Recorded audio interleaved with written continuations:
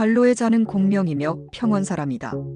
주역, 지리, 복술, 관상에 밝았으며 그가 말하는데 정확하지 않은 것이 없었다.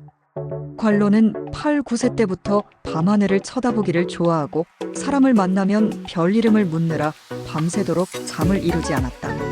천체에 미쳤다고나 할까. 이것을 보고 매우 걱정을 하게 된 그의 부모는 어떻게든지 그를 달래서 그런 일을 그만두게 하려 했다. 그러나 소년 관로는 닭이나 거위도 때를 알리는데 사람이 왜 그걸 못한단 말입니까? 하면서 막무가내였다. 마침내 관로는 성인이 되면서부터 역경에 심취하여 전복의 오이를 터득하게 되었다. 그렇다면 도대체 관로의 복술은 어떤 것이었을까? 그 보기를 몇 가지 들어보겠다. 관로가 아버지와 함께 이조연이라는 곳에서 살고 있을 때의 일이다. 이곳에 곽씨 삼형제가 차례로 앉은뱅이가 되었다. 그래서 그 원인을 관로에게 물어보자 그는 이렇게 대답했다. 곽씨 대대의 묘소에 여자의 혼령이 있다. 그런데 그것은 곽씨 집안의 혼령이 아니라 그 어머니의 숙모다.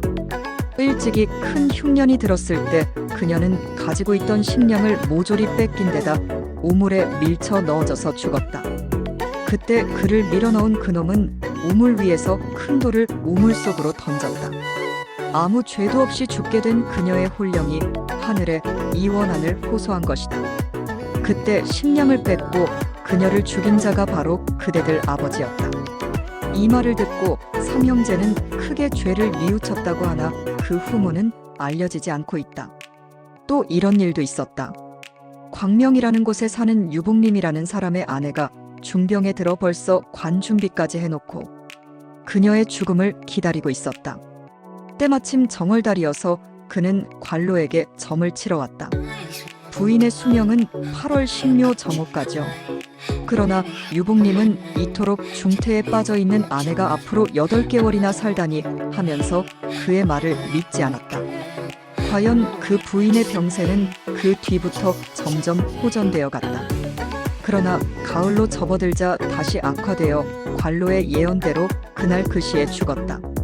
또 여리년 지사였던 포자추는 학문이 깊고 덕이 높은 인물이었는데 어느 날 관로를 만나서 이렇게 물었다.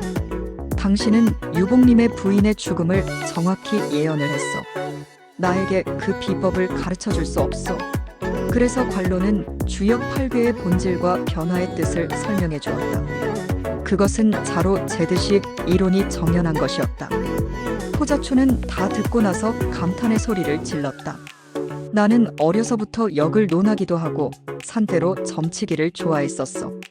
그러나 그것이 눈 못 보는 장님이 색깔을 알아보려 하는 것이나 귀머거리가 소리나는 곳을 알아보려는 것 같아서 아무리 노력해도 소용이 없었어. 그런데 오늘 당신의 설명을 듣고 보니 이제까지의 내가 어리석었다는 걸 알게 되어 부끄럽기만 하오. 그리고 이런 에피소드도 있다. 관로의 집안에 관요국이라는 사람이 있었는데 그는 척구라는 곳에서 살고 있었다. 어느 날 관로가 그곳에 놀러 갔었는데 마침 손님이 2사람 와 있었다. 손님이 돌아간 뒤에 관로가 말했다. 저 사람들은 둘이 다 천정이마과 입과 귀 사이에 흉기가 나타나 있었다. 반드시 이변이 나타나서 둘이 다 죽게 될 것 같다.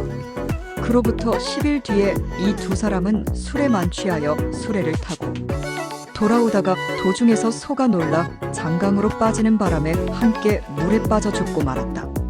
또 이런 일도 있었다. 청하태수 예라는 사람에게서 머물고 있을 때의 일이다. 때마침 가뭄이 들어 예는 그에게 언제쯤 비가 올 것인지 점을 쳐보도록 했다. 그러나 관로가 오늘 밤 안으로 비가 올 것 같은데요 라고 대답했다. 그런데 그때도 비가 올 조짐은 전혀 보이지 않고 햇볕만 쨍쨍 쪼이고 있었다. 동석했던 사람들은 모두 의아해했다.